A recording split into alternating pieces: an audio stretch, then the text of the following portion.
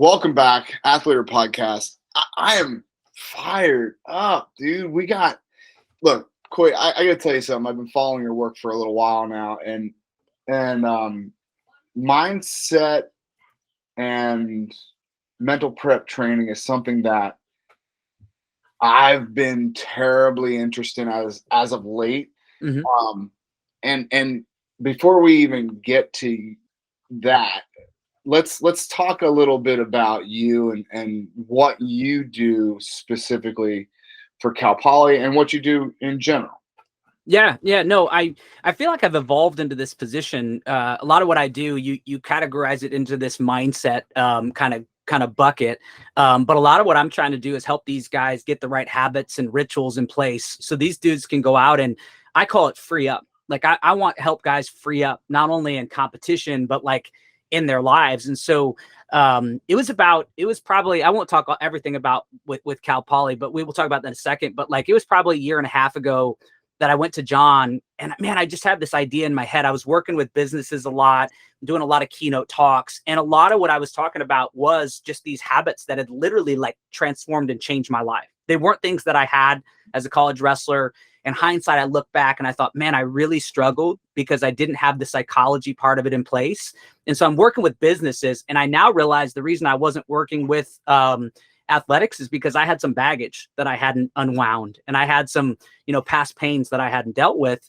But I got to the point with John. I got to the point where I'm like, man, I want to do this with teams. And John was a guy I've been working with John for probably 7 years on just leadership and personal development and growth. And so I wanted to do this, and I went to John. I'm like, man, like, I really think this is a space. Like, I explained to him why. And John is this dude, though. He's open to stuff. So he's like, let's give it a shot. He's like, let's go, man. What do you have in mind? And I said, well, like, let's gauge your team's interest. And so we went in and talked to them. And really what I did is I just talked to them about habits. And I talked to them about the importance of, like, listen, we in sport, business, like, we have all these great strategies, right? Coaches can teach techniques so well. You got these training plans.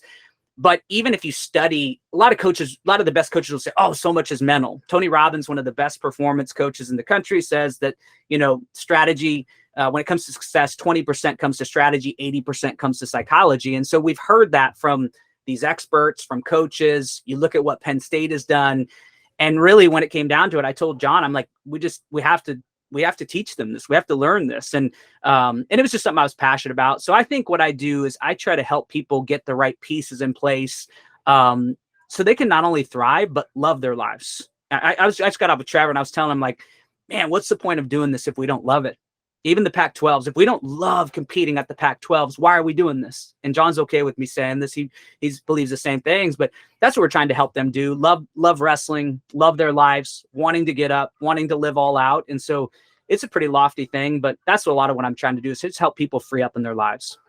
What baggage did you have personally that was holding you back from working with athletes? Well, I mean, when I went through college, a lot of what I did is I overvalued winning too much. It literally, my self-worth was based on winning.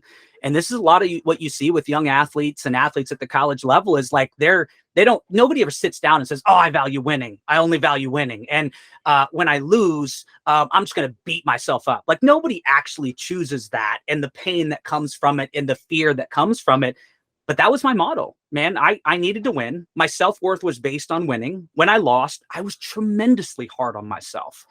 And what happened with that is I tell the guys this. I'm like, every year after nationals, wrestled in 4 national championships, every year, even the year I was an All-American, I was so disappointed in myself afterwards. Like, so disappointed, literally for like weeks and months. I would just feel like I'd failed. I feel like I was worthless, honestly. And it made me dislike wrestling really so much. Like, it's a sport I love coming in, and I learned to just not like it at all. And the amount of fear that I had. And so I got done with college. I knew nothing about processing emotions. I knew nothing about processing pain. And so I moved forward. And when my model is still about winning, well, guess what? You run into situations where you fall short. And when you fall short, you not only feel the disappointment of that moment, you get all of the previous moment, because it just so happens that our brain is really, really good at paying attention to when we go through pain. And when we go through pain, our brain goes, oh, I don't think I like that. So when you handle things wrong and your brain goes through disappointment for 3 weeks after nationals. Your brain goes, what caused that? It goes, wrestling caused that. And then it doesn't want wrestling anymore. It's very, very kind of simple the way our brains work. And so I didn't process any of that, and I moved forward. And guess what? My brain didn't want to go back and work with athletes until I learned to unwind some of my pain, some of my baggage. And that required like kind of going inward and acknowledging some emotions, learning to free those things up. And when I did that, I felt a lot lighter.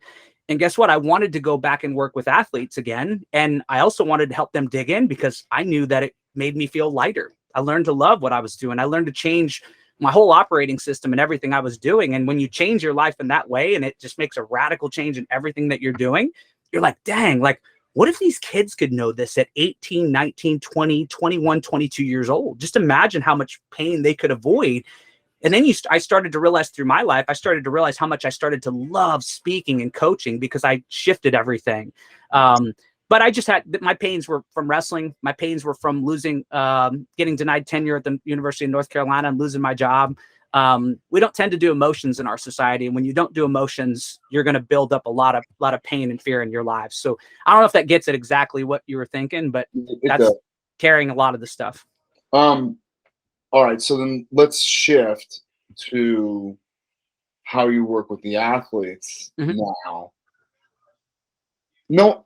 And it's profound when you say it, but it's when you say it at the same time.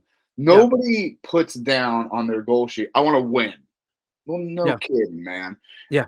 And nobody, certainly no one will speak to a performance coach or a mindset coach and write down, I am win oriented. Yeah. No one will do that. We have already decided that.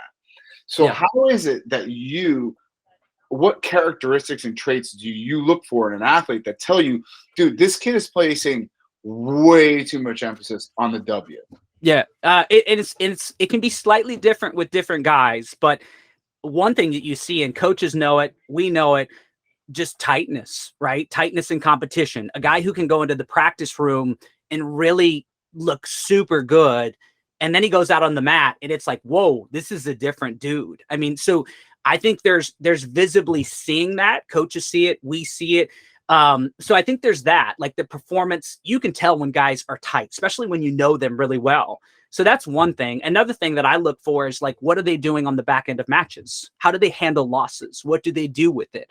Are they disappointed? Are they upset? What's their body language like? Because if they're super disappointed and upset, a lot of times they're beating themselves up. Well, that's going to lead to a lot of that pain. And so, but what I'm on a one-on-one basis, a lot of times what I'm looking for is that when we're having conversations, like, what are the things they're talking about? Because if I sit down in a very first meeting and I say, what do you want to accomplish? And they say, oh, what I care about is winning this, winning that. Like that to me right off the bat, it's going, okay, like good chance we're going to run into some issues here. Right. Because even the top guys that I work with, they don't actually like focusing on only winning a national title. That tightens them up. They know it. When you're only focused on that, and I'm not naive. I know there's some guys that can take it to a really far level and handle that level of like fear, and they can dial it in. But most guys, they don't like that. They don't want that. They might be winning, but they're not enjoying it. And so a lot of times I can see it. A lot of times athletes, when they trust you, you can quickly find out, are you enjoying yourself? Nope, sure not. Like, and when they trust you, they will tell you, no, I'm not enjoying it at all. Like, I don't want to go into practice. Like, it's so easy to like really see when you're talking to somebody, but only probably because I work in this space and I'm looking for it. But the telltale is like, hey, what's the difference between practice and competition? How are they handling themselves afterwards? If you ask them their goals, do they say anything about process? Do they mention anything about wanting to become the best version of themselves? Because the process orientation is something that is elevating guys' performance, but not adding a lot of the pain. And so there's a lot of those things, but I think one of the biggest things too is athletes know it too. They know when they're not competing the way they want to compete. It's not difficult. You can find that gap really quick. And so do they deliberately lie to you at first ever? I don't know that I would call it lying, but I would say that they will often sometimes tell you what they think you want to hear. Right. That's a common thing. They've had coaches and they regurgitate. And coaches love, some coaches, if they love the way they sound, then they love it when you regurgitate it back. But it's like, I don't want them to do that. Like, it doesn't do me any good. I'm not in this for feeling good about myself. At least I've worked hopefully hard to get rid of that. Like, I've told John this when I'm working with Cal Poly's guys. I'm like, I'll notice that and I'll go, I feel like he's telling me what I want to hear. And what I have to do in those instances is I have to push on him a little bit. I have to go in deeper and go, no. Like, I know you're telling me everything's good, but I watched you wrestle and you seem tight. Like, are you tight? Like, and then they'll be, no, I'm good. Okay. Well, and then I have to propose this to him. I said, okay, if practice you wrestles match you, who wins? And they're like, oh, practice me. Would it be close? No, it wouldn't be close. And then, okay, well, why then? Like, because if you propose the right question to them, they'll go, yeah, it has to be because I'm tight. I'm like, yeah, you've got fear, right? We know you have fear. And then, so sometimes so that does absolutely happens. I don't think it's for the wrong reasons most of the time with my guys. It's for one of two reasons. It's they want to please. Two is, if they've never done emotions, they may not even know what they're feeling. They may have no idea that they're getting tight and they're jittery because of old pains and certain things that have built up.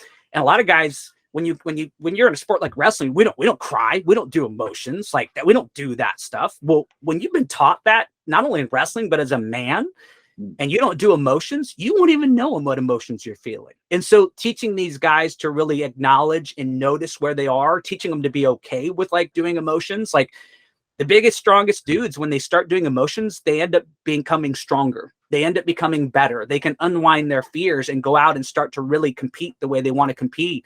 So I do think that happens, though. I imagine there are probably some rare times where there are guys that you end up not working with extensively who might just tell you that and it doesn't work. But the guys I've dug with on Cal Poly's team, super intelligent, very mature.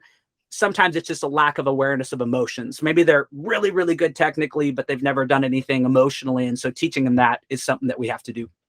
How do you get these kids to kind of open up and be willing to share with you and really dive into some of these hard topics without, I don't know, I imagine that like there has to be a willingness on their part, right? Yeah. Or is it something where you're able to just dig with the right questions to get them to open up and talk? Yeah. All these kids, I would say, first off, there has to be some initial buy-in. They're not going to have any random dude come in and they're just going to spill things on you. That's not the way it works. But if you walk into the room and you're a wrestling person off the bat, that helps you. If you've had success in wrestling, that helps you. They know that you know what they're going through. That goes a long ways. But that's why John has always been adamant. He's never forced it on any of his guys. And he said, hey, if we're going to do this, you need to come in and talk to them. They need to buy into who you are and what you are. So John, and of course, John set it up for me. He said, we've been working for a long time. He's helped me a lot. And so that was super useful, like that credibility. But I had to go in and I had to sell a vision. I had to talk to them about some of the things that caused me to fail. I had to really talk about some of the emotions that I dealt with. And I think when you present that and you get an initial buy-in, what happened in that instance is there were some guys right away on that team that wanted to jump in with you. There were some others who I'm so close with now who are like, nope, not ready yet. Like, I talked to them, we joke about it because they're like, no, at the beginning, I was like, I'm not doing that. Because in this space, it's like they think mindset means there's something wrong with them.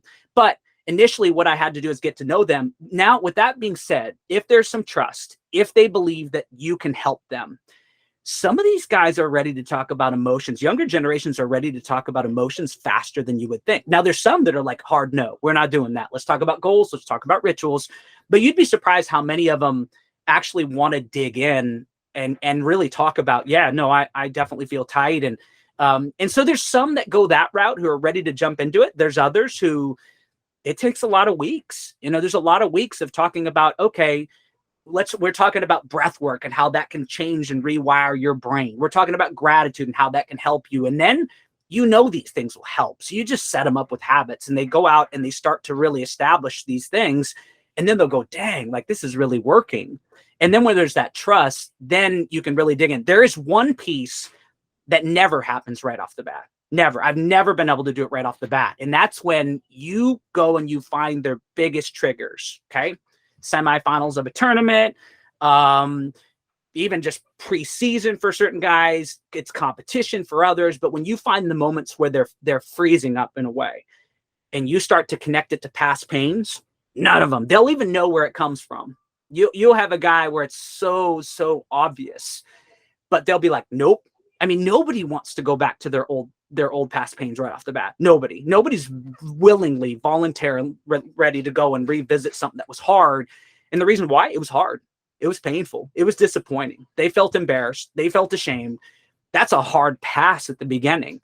But if you can keep kind of working through, giving them tools to process what's going on in their mind and their emotions in real time, they build up. And then eventually they'll get to a point where they really, really want to break through and reach a new level. And when that time comes and they're willing, as a coach, you really got to move them into it, not force them, but really move them into it.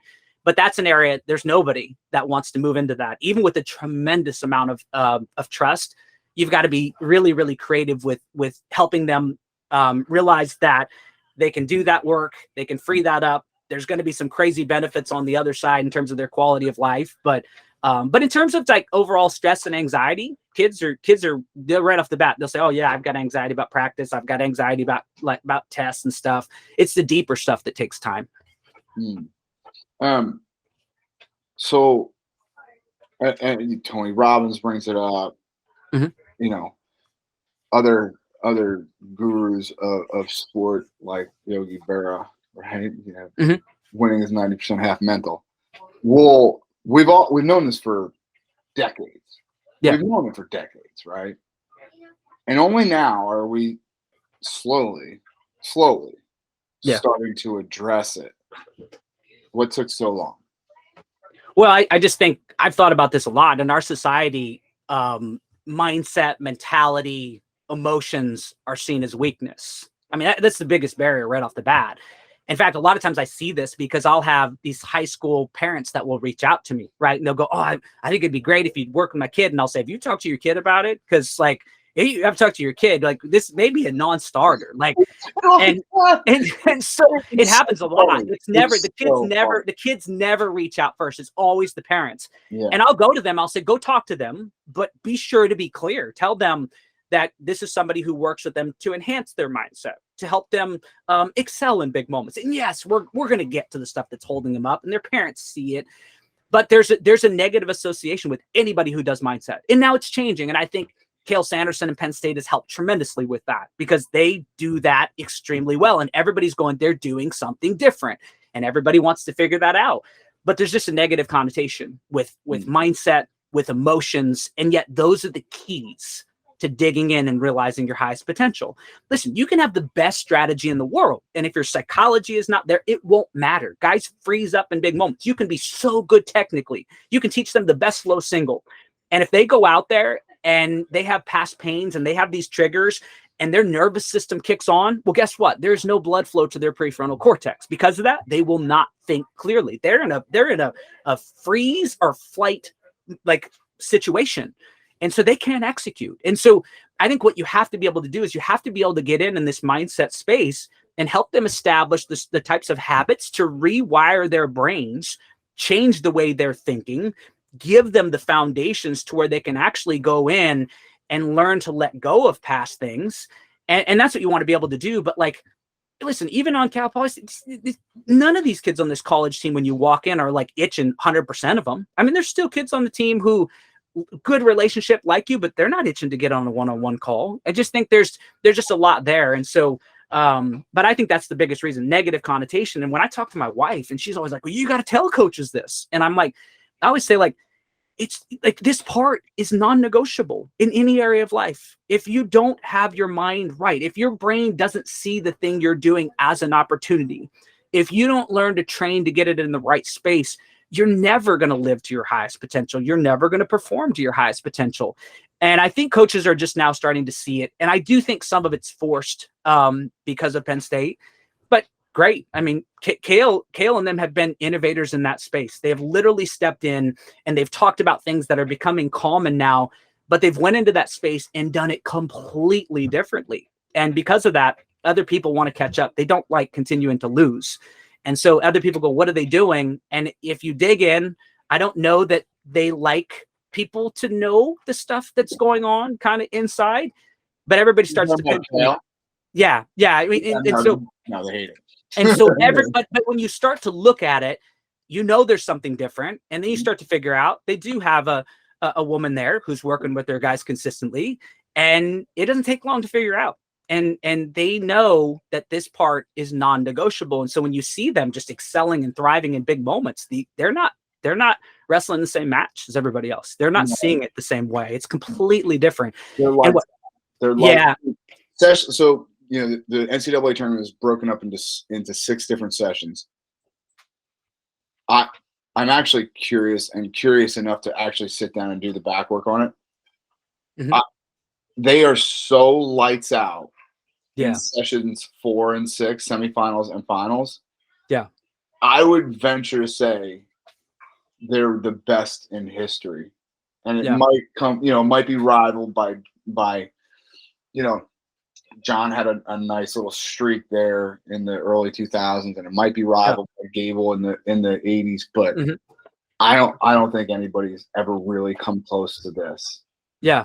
And you won't unless you start to dig into this space, because when you understand the space, what you know is that these moments come with, call it pressure. I quotation marks, because it's like, it doesn't have to be that, but if you don't work in the right space, you're going to get to those moments and you're not going to have control of your mind. And it's going to be looking around at the crowd and it's going, oh my gosh, what if I lose? This is the biggest match of my life. And if you're thinking that, and they're over there breathing and calming their brain, and they're like, man, I'm grateful. What a cool moment. I mean, tell me who's going to win. Almost every time. And so it comes down to, what are you doing on a daily basis to ritualize certain habits, to get your brain in a certain spot, to learn to value certain things that free you up versus tightening you up. And they've mastered that to a certain extent. And so the work that I do is I don't need to know everything about what Kale's doing. I respect Kale. I wrestled on a team with him in high school and really liked the guy, but like, what we're trying to do at Cal Poly is come over here and say, how do we put together a system that allows our guys to operate at an extremely, extremely high level, mentally incredibly strong. So in big moments, they see opportunity. They want to seize that. They want to go out. They want to wrestle. And it's not easy. It's a difficult thing to do with guys. But if you can learn that, it's magic. And John and I were talking about that. Some of the shifts that they've been making right now seem like magic. If you watch mid-season to the end, and John has done a tremendous job with this. It's crazy, the shifts that they've been able to make.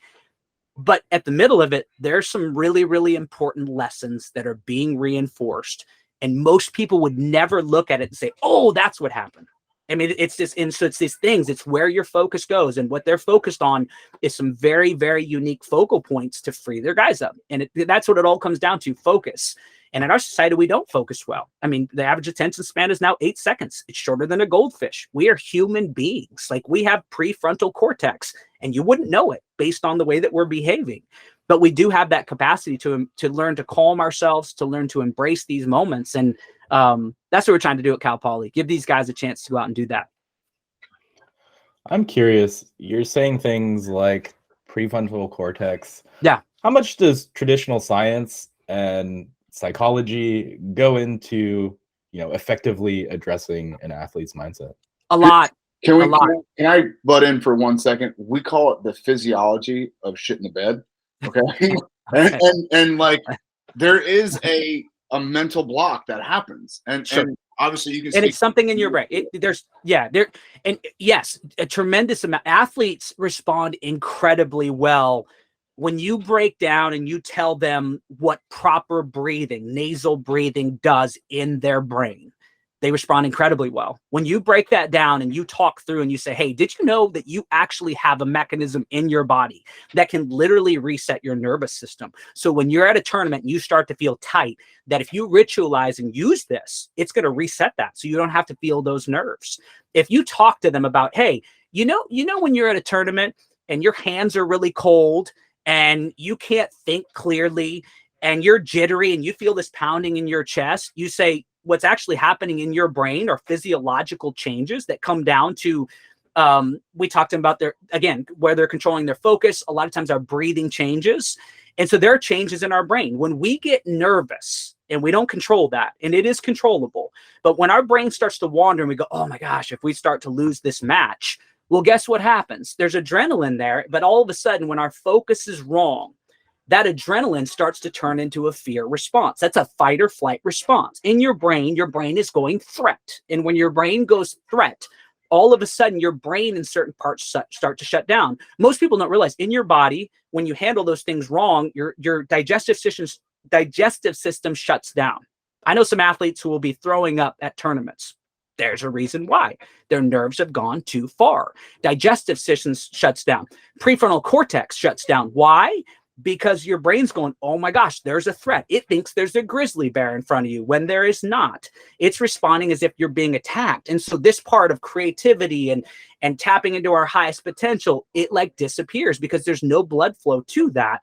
And so what we're teaching guys to say, hey, that flow state that you want to be in, we need some of that in your prefrontal cortex. That's what helps you tap into some of your highest like training you've been doing. And so, so you asked the question unequivocally. Sharp athletes at a place like Cal Poly, if you walk in and you say, just do this, they're going to go, I don't know if I want to. Like, they're not dumb. But if you say, hey, do you like the way that you feel before tournament? Sure don't. Do you want to be competing? Not sure that I do. And this is unanimous on other teams that I wrestle with. A lot of guys, they don't like competition. But when you break down that they have a capacity to reset their nervous system and get their brain back in a better spot, when they start to work the breathing and they notice, wow, this works. When you combine that, you've taught them and they start to experience it, these dudes want to work it all the time. And so, yeah, and so we absolutely teach that. I want them to know that when they go to competition and they're about 3 matches out and their straps go up, their nervous system there's adrenaline dropping in your bloodstream, but it's not necessarily a bad thing. If we use it right, you can tap into your body's potential to like have better strength, better endurance. Our focus gets better. Our eyesight gets better. So we want them to know that. So when that time comes, they can put the straps on and go, oh, my body's getting ready to go. My body's getting ready to do this at a high level. While the rest of the country is going, oh my gosh, I must be scared. I must be fearful. I must not be prepared. We want these guys doing that. And so we explain everything. They're sharp. And the more that you explain it, the more they understand it, the more they're willing to buy into it. So yeah, we want them to understand what's going on in their body because then they can make a note of when that's happening. They know what's happening. Okay. You're sitting down having a cup of coffee with an old school wrestling coach. Old school. And you're explaining some of the things you do to him, and he just thinks it's a bunch of bonk. Oh, these boys just got to go out and wrestle. They're fine. They do. Yeah. Okay. Do you even bother to explain any further to him, or do you just go, all right, man, cool, and you walk away? Because I think that there's value in really puncturing the armor of these old school wrestleheads, that it's not just high crotches, man. Like everyone's got a good single A. Yeah. Well, I would say, context wise, if I'm at a tournament and some coach introduces me and they say, oh man, the work's been amazing that they're doing. And this guy's like, oh, I don't believe in that. That's ridiculous. And just stuff is stupid. If they dug in too much, I might walk on and find somebody else. But if I was really going to sit down, I mean, to me, even an old school guy, if they want their guys to get better, what you can start with, don't dig in with the emotions. Don't talk to them about freeing pains. Talk to them about things that they can do to maximize their performance. Did you know, coach? Like, and then maybe this coach would say, I don't listen to this type of stuff. But did you know, coach, that just by breathing, you can actually maximize VO2 max? Your guys can wrestle longer. They can wrestle harder. You can train them harder. Did you know by teaching them that they can increase their focus? They're less likely to have their nerves overtake them. I think probably what I would break down is just teach them just talk to them about basic breathing mechanisms and how it helps them train more, recover better. If I got a dude who doesn't care about that, then no, I'm not going to press further, because then they don't care about performance. But you give me an old school coach who's like, hey, I want to be better. Man, there's some very, very simple things that you can do to be better. And so with all guys, though, if you're talking to them and you get to know them, you can find an angle of something that matters to them. Then you need to find a way to attach that. If he's saying, oh man, I'm getting tired of this athlete, man, he goes out in competition every time he wets the bed, then, oh, well, hey coach, did you know that maybe there is actually some simple things that you can do to help them. And I've seen this before. You give the kid, you talk to the kid, you give the kid some simple things, and all of a sudden they start to create change. Maybe coach listens then, but I don't know if they're too hardcore, then maybe there's nothing I can do.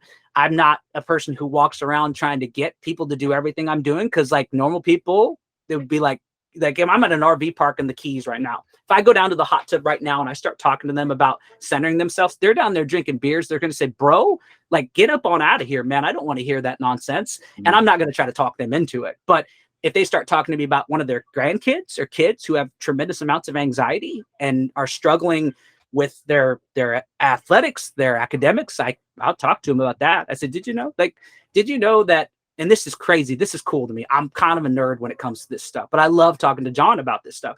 I said, did you know that most people just walk around breathing through their mouth and they don't realize that physiologically is a breathing mechanism that can cause anxiety? The reason why, when we breathe through our mouths, it mostly goes in our upper chest. And in our upper chest, there are 2 receptors up here. And when you're not breathing in lower, it's massaging those. Those actually turn on your sympathetic nervous system. For somebody who doesn't know what that is, that's anxiety and stress. And I once talked to a team, and the athlete, the kid goes, my coach told me that I'm supposed to breathe with my chest out. And are you saying that's wrong? And I'm saying that is unequivocally wrong. That is horrible advice. That's just not good advice. Like, we don't need to puff anything out. In fact, let your abs go away. Breathe deeper. Breathe through your nose. There's so many benefits to it. But when you breathe deeper with a deeper cadence, there's multiple benefits. But you get deeper into your lungs. There are receptors in your lower lungs. And when you learn to breathe that way, it massages them. Those turn on parasympathetic. So you can learn to breathe, just change your breathing pattern, and you can center your nervous system. Why is that important? Well, if you can't sleep the night before a tournament, we can give you a breathing mechanism that'll help you sleep just fine by turning your parasympathetic off so your brain's not looking for crap all the time. We can help you in the morning before the tournament so your nervous system isn't on and draining you, so you're exhausted for the semifinals. And so there are things, I'll get talking too much about this, but yeah, no, there are definitely things that you can talk to with people. And I think it's all about finding what it is, their pain points. When people come to me and say, my kid is depressed, can you help? Well, I'm going to tailor that conversation based on how we can help them right away.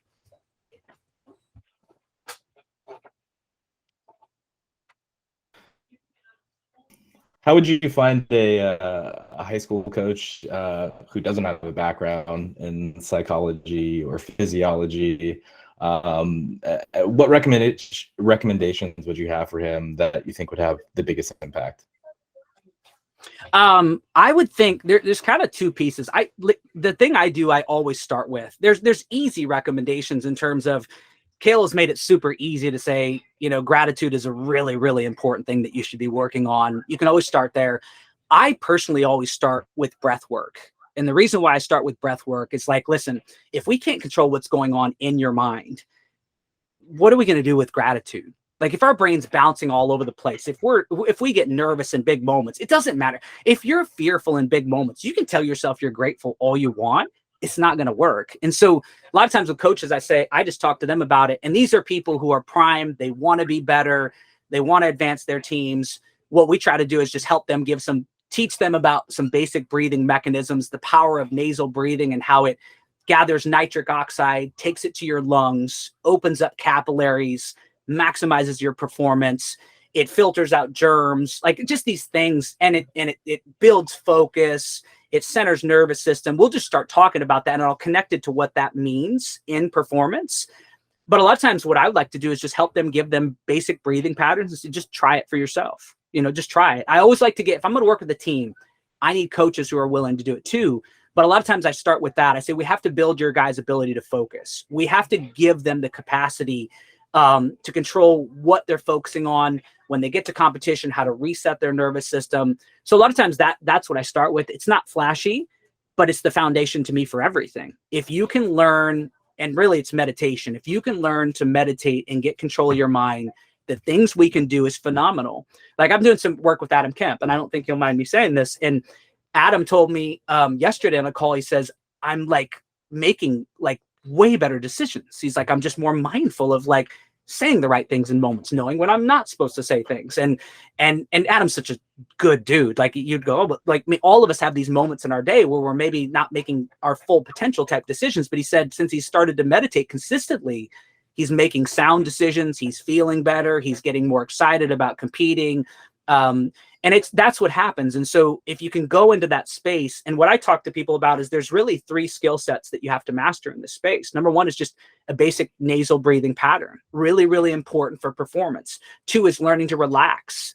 A lot of us don't realize this, but athletes, even the best athletes, go into big moments and they tighten in their biceps, in their back, in their necks, like they are their cheekbones. They tighten.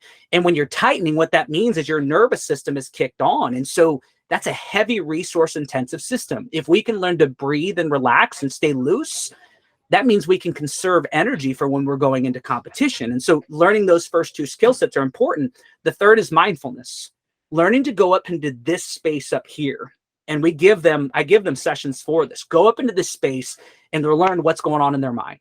And it's a wild place up there. Athletes get up there and all of a sudden, oh, it's for class. What's my girlfriend doing? What am I going to eat? It's insanely busy. And at first people go, oh, you got to clear it all out. That's not what we need to do right away. What we need to do is learn to notice those thoughts, stay calm, stay relaxed, and come back to breath. And you're going, Coyte, that doesn't sound that profound. Imagine a kid going into the Pac-12s, and all of a sudden he's going in and he's done this exercise a bunch. And so he starts to notice like, oh, what if I'm not good enough? What if I'm not ready? But now knowing he's trained his brain to see that thing, but breathe, stay relaxed. It's no big deal. He doesn't attach to it. He can now just go, nope, no thanks.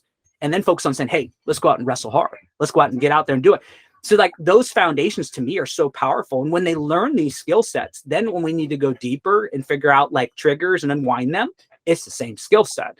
And so that's what I try to do. And coaches are like, creative coaches or proactive coaches are pretty open to this stuff. Like it's not 20 years ago. If I'd tried this 20 years ago, it's a no. But coaches, if you go in and you say, we've got a breathing cadence that will maximize, increase their VO2 max, reduce their sickness, help them calm and center their nervous system. Most coaches are like, yeah, please, like, tell me how to do that. Like, and you start to tell them, hey, when they get tight in big matches, they go into the third period and they're tightening up. This will help them stay loose, stay composed. Coaches are like a hard yes on that type of stuff. So I think that to me is one of the first things. You can always start with gratitude. There's other pieces you can do, but I think the foundation starts from getting control of what's going on up here. That's fair. Let's bring it down to the grassroots, shall we? I didn't know a lot of the things that you just said. I just learned a tremendous amount in the last 39 minutes. Here's the thing, though. I did know that breath work is extremely important. And if nothing else, just kind of honing in. That's the way I kind of think. So I do that with my son. He gets most kids get butterflies before they wrestle. Yep. He gets pterodactyls. So we talk about it, but we talk about it. It's like, dude, who cares? Like, this is a stupid wrestling match. Like, it's not the big of a deal, right? Yep. And so we talk about breath work, and we do breathing exercises when he's in the hole, right? So it's 2 minutes in through the nose, out through the mouth, and then a hold for about a minute or so.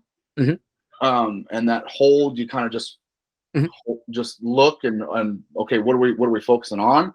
Yeah.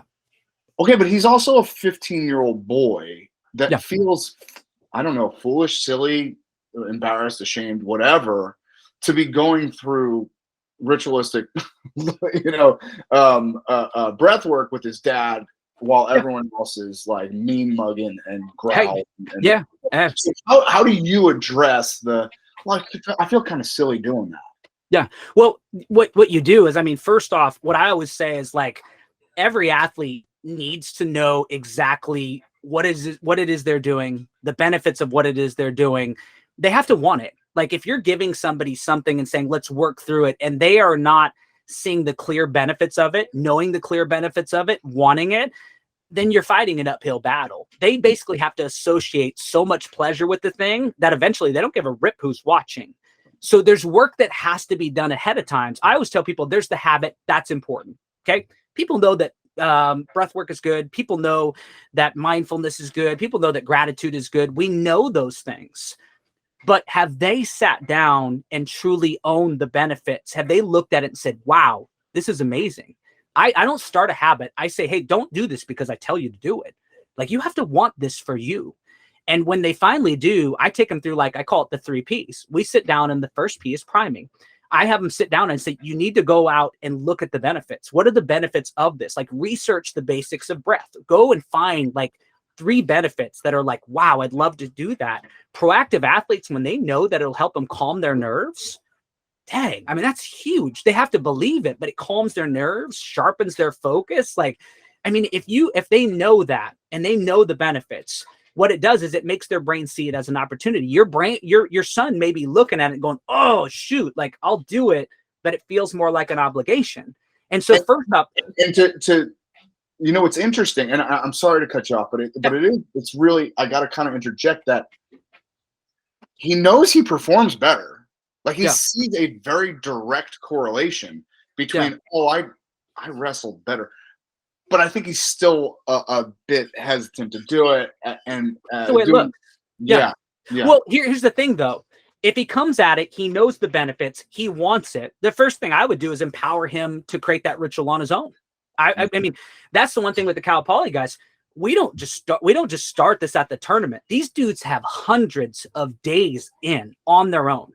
And they've gotten to the point where they own it. Why do they own it? Because they've looked at the benefits. They want the benefits. They've experienced it. But these dudes, we start by just saying, hey, we need to find a way to get a 5-minute session in each day. And so the first P is priming. What are the benefits of the things that you want? Knowing those benefits. The second P is plan. Can you create a plan that you know you can work and have success with that's exciting for you? So I don't force guys to do it in the morning. I love it first thing in the morning. It sets the tone. It calms me right off the bat. It gets me clear, gets me ready for my day. But some athletes like to do it to help them sleep. Some like it right before practice. Some like it after practice. Bernie Truax likes it midday to help him recharge for his afternoon. Everybody's different, but you have to have a plan. And I don't tell people they need to start with 30 minutes of meditation. They don't. It can be 10 breaths. Like, science has shown 3 breaths can help you. So if they're really not on board, if we need to start smaller, then we start smaller. So, but we've got our plan. And so for some guys, it'll look like this. Oh man, the priming is like, wow, like, to calm my nerves. So in big moments, I can go out there and thrive, to be able to sharpen my focus. So I'm focused on the right things and excel, to lower anxiety in my day-to-day. They're like, I want it. Okay. And then they're like, all right, I'm going to do it before practice, because I think that'd be really cool to hone that for matches. And I'm just going to do 10 breaths. Or I'm going to do a 5-minute session, which I give them the 5-minute session to work. That's the second thing. The third thing that's super, super important. This teaches them to love it, because I do not want a situation where these guys are coming in and they're going, oh, I have to do this habit again. Yeah. That's what most of us do. Wrestling is a sport where we just do it. We grind through it. I don't want them grinding through it. Yeah. I don't want them to feel like an obligation. I want it to feel like an opportunity. So we've already primed it. We have a plan where we can succeed. And then we come along and we associate as much pleasure as we can with it. That's the third P, is pleasure. This might sound weird, and it does to some of the guys at the beginning. When they finish, what we tell them is something they do to celebrate. I call it celebrate plus credit. A fist pump, a flex, raise the roof. You don't have to do it around anybody. It's just a smile. It can be anything. But we celebrate it, and then we go back and we go, yep, that's a step closer to being that composed person in big moments. We try to associate pleasure with it. Why? You won't see all the benefits right away with something like breath work or gratitude. It will take time to create a neural pathway in your brain. But if they can drum up that excitement for it and build that, what happens, there's 2 things that happen when you celebrate credit. One is, if you move your body physiology-wise, your brain goes, oh, that's good. What caused that? When we move our body in certain ways, there's a reaction in our body. When you're depressed, shoulders are slumped, heads down, body responds. But if we clap and we do something like this, I like to go, whew, like, it's weird, no question. But when I finish like a good day of coaching, I'm like, that's it. My brain goes, oh, that was good. What caused it? Oh, that effort you just put into coaching. Let's do more of that. But that crediting what I do, oh man, that's a step closer to the coach I want to be. And that's a step closer to being calm in good moments. It's building confidence, associating pleasure, building confidence. So when we come back to your son, if he has the right plan in place, and he has to buy into those pieces, I can't convince him to do any of it. But if he buys into it and he starts working it, and he goes, holy crap, like that breathing thing, I did it for my exam and it calmed me and I was able to thrive.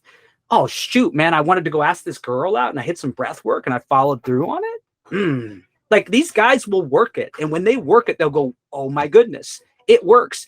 And then because it's been set up right, you don't even have to sit there with your son, because guess what? Your son's probably not going to want to do it with you at his age. Like my kids, I know this stuff. They're like, no, Dad, how about no? I'm not going to listen to that.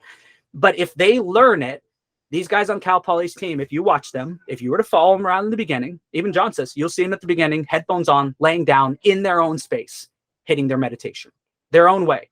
Bernie, Trevor, all these guys have their own ways of going about it. I can't force them to do anything, but they have their own rituals. Once they know the benefit of it, and maybe autonomy is what your son needs, is his ability to learn it and be able to go off on his own because he's a teenager. But if he can go out in the back and do it, know the benefits, then you might have something special there. So if you get some buy-in, the kids start working on it. I know you mentioned it can take some time. What are some key indicators to see that, hey, my athletes are moving in the right direction? Well, I think, there's probably, depending on the habit, like there's different things that you'll see, but when it comes to the breath work, almost like really quick in the first week, if they're consistent, they'll go, oh yeah, like I can notice the difference in my day to day. Like I feel calmer. Like there's not an athlete who works the stuff who goes, it just didn't work.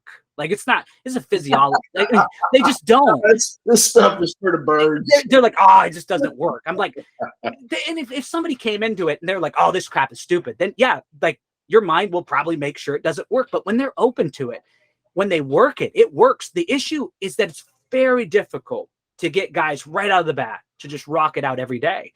And here's why. Because a lot of times they'll go out, and if we don't prime it and set it up right, they'll go out and they'll work like 10 days straight. And they'll say nothing to their brains. Not a single thing. Not a congrats, not a good job, nothing. And then they'll get to day 10 and they'll sleep in. And you know what they do on day 10 when they sleep in? They pile it on. It's ridiculous. I should never miss. Now I'm not going to win a national title. They associate pain with that thing. And then their brain wants to avoid it.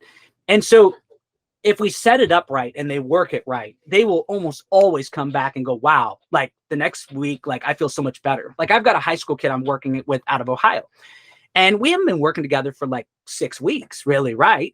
And he's already told me, he said, last year at this tournament, I threw up at this tournament. I said, how do you feel this year? Good. No nerves at all. Felt great, except for like matches before. It's one of those things, like if you work it consistently, it's just like a really, really good wrestling move, like a high level wrestling move that you can grab that 2-on-1, hit your double, finish your double. When you hone that thing and you learn to trust it and you know how to do it, you can take it into those big moments and use it. And so you can notice right away, I'm not in their brain, so I can't tell you that.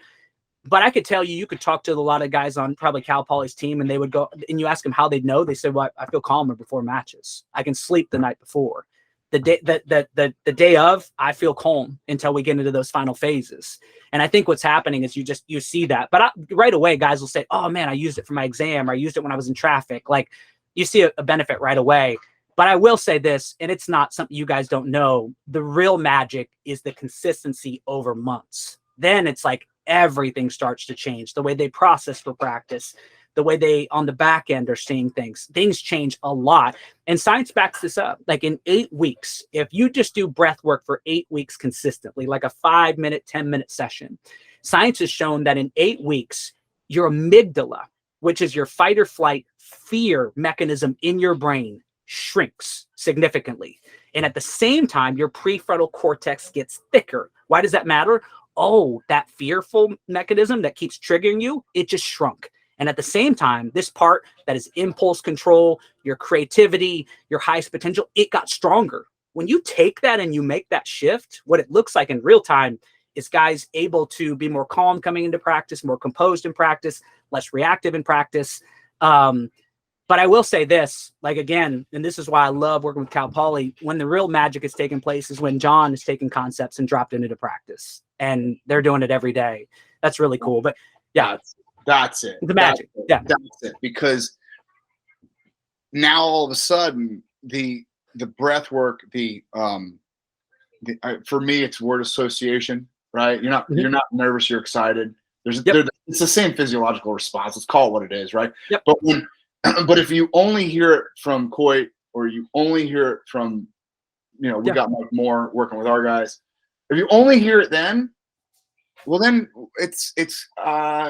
we're not valuing it as much as we say we are, right? Because we all decided that it's 90% of the sport, right? Well, if we're only doing it 3%, 7%, 10% of the time, well, what the heck good is it, right? Yeah. So anyway, yeah, I got to get running here. Thank you so much for coming on, man. You bet, man. Really do appreciate it. We're definitely going to have to sit down and talk again really, really soon. So thank you so much, brother. I appreciate it. Yeah, thanks, guys. It's been awesome, man. I appreciate the work you guys do. Wait, how can everyone find you? I joke with people. I said, listen, I'm the only Coyte Cooper in the world. As long as you don't misspell the Coyte and make it Coyote, you're good. It's Coyte Cooper. You can find me on social media, on my website. So pretty simple. Sounds great. Thanks so much for coming on. Thanks, you, brother. Appreciate it.